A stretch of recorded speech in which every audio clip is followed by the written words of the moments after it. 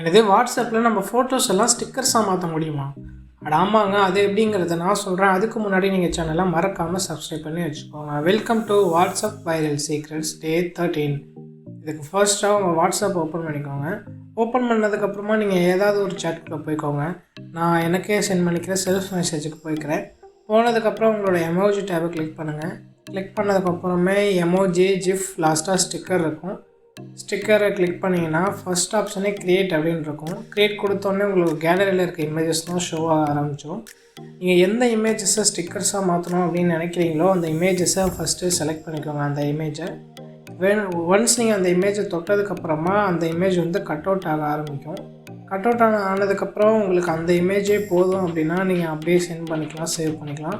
அப்படி இல்லை நீங்கள் ஏதாவது டெக்ஸ்ட்டு ஆட் பண்ணணும் அப்படின்னா மேலே ஏ பட்டன் இருக்கும், அதை கிளிக் பண்ணி நீங்கள் எந்த டெக்ஸ்ட் வேணால் ஆட் பண்ணிக்கலாம். இது மாதிரி நீங்கள் நிறைய வீடியோஸ் பார்க்கணுன்னு நினச்சிங்கன்னா நம்ம சேனலை மறக்காமல் சப்ஸ்கிரைப் பண்ணி வச்சுக்கோங்க. தேங்க்யூ.